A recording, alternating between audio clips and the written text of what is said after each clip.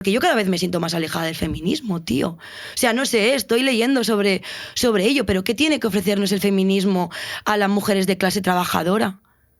Porque al final el género, la división entre géneros, le va muy bien al capitalismo. Porque es una manera de enfrentar a la clase trabajadora entre sí.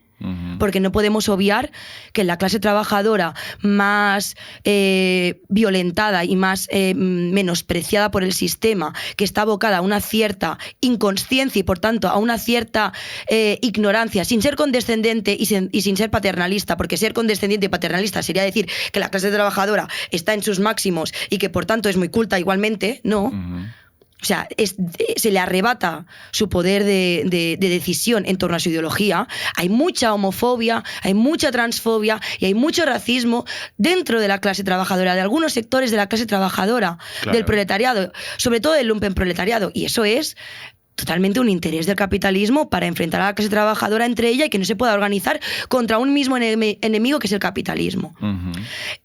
Por ejemplo, tío, no sé, a mí me sorprende muchísimo la fetichización que hay de la violencia sexual. Yo denuncié.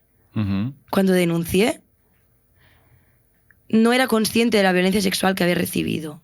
Fui consciente después de hacer terapia, 6 meses después. Tomar conciencia. Y no pude denunciarlo porque significaba una burocratización del proceso que yo no podía soportar ni sostener. Esto lo hemos hablado aquí también con Laura Macaya, que hablábamos del antipunitivismo, ¿no? Y de cómo funciona un sistema que al final lo único que hace es revictimizarte y tampoco termina, como decías antes, reparándote, ¿no? No existe ese lugar de reparación porque al final tiene como otros objetivos el sistema, ¿no? Totalmente, es que se ha fetichizado a la mujer víctima de violencia sexual. ¿Y esto por qué? ¿Y qué consecuencias tiene? El otro día estaba hablando con una amiga de precisamente la fetichización de la mujer violada, de la mujer víctima de violencia sexual, ¿no? Y en los últimos años hemos visto el fenómeno Me Too, todo lo que conllevó el caso de La Manada, y en los últimos meses el caso Errejón y el caso Monedero. Sí. Sin ningún tipo de espacio para realmente abordar racionalmente esas cuestiones. Exacto. O sea, lo siento. Si hemos llegado a un punto en el que la única manera que tenemos las mujeres de defendernos o de articular nuestros derechos y nuestras libertades políticas y sexuales, que para mí son lo mismo, mediante anónimos, mensajes anónimos por Instagram, para que una periodista se encargue de recopilarlos y publicarlos en un libro que por mucho que diga que los beneficios económicos están destinados a una asociación que es su propia asociación, algo falla. Porque esto no es serio. Porque cualquiera puede enviar un mensaje anónimo por Instagram. Y lo digo yo, que me han pegado palizas y me han violado. Y eso ha sido la culminación de la violencia machista que yo he sufrido a lo largo de mi vida. Entonces, como está tan de moda ser víctima, yo me legitimo de ser víctima en ese sentido. Y de ser una tía politizada aparte. Claro. Porque no solo soy víctima. Entonces, esto es nefasto. Esto es nefasto, es un fracaso de la lucha por la libertad de las mujeres, concretamente de las mujeres de clase trabajadora. Porque al final las burguesas lo único que hacen es defender sus intereses económicos, por mucho que se hagan llamar feministas. Entonces a mí me hace cuestionarme mi presencia en ciertas manifestaciones al lado de jefas que explotan a sus trabajadoras. Claro, es que es un temazo. Bueno. ¿Y cómo...? Es un temazo porque es muy complejo, o sea, que hablas de un montón de cosas y a mí lo que me surge preguntarte es como... ¿Dónde está la luz? ¿O dónde se ve la luz dentro de todo esto? ¿No? Porque a la vez creo que sí que está habiendo cada vez más lugares y más espacios en los que sí se puede hablar abiertamente, con consecuencias, ¿no? O pagando precios, como decías antes, ¿no?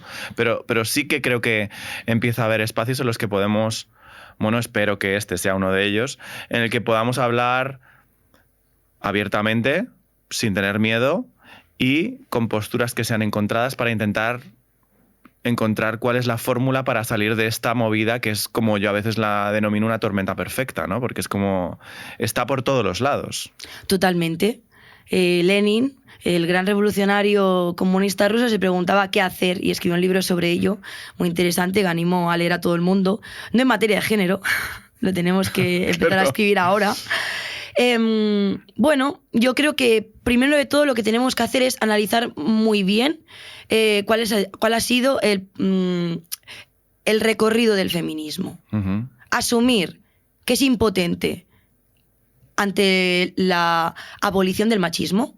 Ujú. Porque claro, o sea, aquí estamos hablando constantemente de parches, pero el machismo no se está erradicando. Y yo como mujer quiero que el machismo desaparezca. No quiero teorizar más a nivel feminista. Ujú. No quiero seguir dando por bueno que el feminismo sea un nicho de mercado y un tema de podcast y un tema de artículos y un tema en los medios de comunicación generalistas. Porque es así, o sea, todo va sobre feminismo, pero nadie se pregunta, hostia, ¿qué estamos haciendo mal para que esto no aporte nada en la destrucción del machismo? Ujú. Y luego también, o sea, hay que tener muy en cuenta que el feminismo hegemónico blanco, que muchas mujeres, tanto cis como trans, se posicionan en contra y lo critican, no simplemente es un feminismo cis blanco, es burgués también. Ay, amiga. ¿Existe la posibilidad de un feminismo de clase? Pues no lo sé, la verdad. Yo no, Esa es la gran pregunta, ¿no? yo no soy muy... Yo no me fío mucho. Ajá. Entonces, lo que yo sí que me pregunto es, bueno, hay que hacer un análisis también político de la realidad y de cómo es instrumentalizada nuestra condición de mujeres para fomentar ciertos discursos de odio. Porque, por ejemplo, o sea, después de la Guerra Civil estadounidense, se creó un clima de legitimidad en torno al mito del negro violador, haciendo hincapié en que la violación era una conducta de raza. Ujú. Y esto queda muy lejos, parece, pero no es cierto. Lo escuchamos todos los días en la tele. Total, es que en la actualidad se reproduce lo mismo, reforzando el mito del inmigrante violador, Ujú.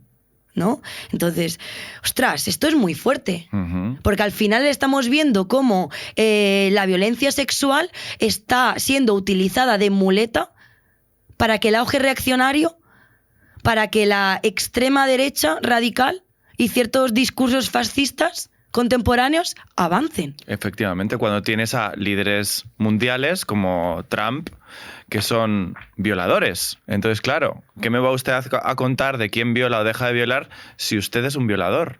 Pero no solo eso, es decir, también está perpetuando todo este contexto cierta socialdemocracia. Ujú. Irene Montero, con su chiringuito feminista, ya lo decía antes, o Yolanda Díaz, con su otro chiringuito Sumar. Porque están fetichizando constantemente la violencia sexual y eso lo que está haciendo es dando argumentos al fascismo para precisamente atentar contra la población migrante. Cuando está claro que la pobreza está totalmente feminizada y que las mujeres más vulnerables son las proletarias inmigrantes. Claro, el otro día lo hablaba yo que al final es curioso cómo se ha dado un poco la vuelta, ¿no? Y que de repente la gente o estos representantes más del fascismo, del neofascismo, como decías antes, se han convertido en lo punk, en lo reaccionario, en lo que mira la burrada que digo, y sin embargo la izquierda, ¿no? O lo que representa la izquierda, que a mí en general tampoco me gusta mucho hablar de izquierda o derecha, como lo que representa la izquierda o el progresismo, de repente parece que se ha situado en un lugar como de defensa de un Estado o de un funcionamiento de las cosas que, como bien dices, claramente no funciona, ¿no? O sea que no estamos encontrando que funcione y tampoco estamos encontrando realmente una conexión con la gente para que el mundo sea más igualitario para todas, ¿no? Y como que esta lucha de clases realmente avance, ¿no? Contra Claro, los poderosos. Totalmente, es que totalmente es eso. O sea, el auge reaccionario avanza porque la socialdemocracia, que es esta cierta izquierda parlamentaria, partidos políticos izquierdosos que tienen cargos profesionales en torno a la política, se demuestran incapaces de solucionar nada. Claro. Porque ¿qué ha solucionado Irene Montero y qué ha solucionado Yolanda Díaz? Es que, insisto, los asesinatos y las violaciones siguen. O sea, es que no han disminuido. Entonces, al final lo que están haciendo este tipo de mujeres burguesas, contra las mujeres de clase trabajadora, es instrumentalizar nuestro sufrimiento para conseguir votos. Me parece nefasto. Me parece una hipocresía y una perversidad que alguien lo tiene que denunciar y alguien lo tiene que poner sobre la mesa. Y precisamente este fracaso de la socialdemocracia, de esta izquierda, es lo que hace que ciertos sectores de las clases medias, que encima las clases medias se están viendo en un proceso de descomposición, en un proceso de proletarización, como llaman los comunistas. Una palabra que, por cierto, me parece bellísima, aunque terrible, que eso significa, ante la crisis capitalista en la que nos encontramos, porque es obvio, aún no ha salido todavía Pedro Sánchez a decir, hey, gente, que estamos en una crisis económica, aunque Trump ya lo va diciendo, claro. Y aunque obviamente, o sea, con el rearme armamentístico en el que nos estamos viendo obligados, está claro que estamos en una crisis capitalista donde los ricos ya no se están haciendo tan ricos.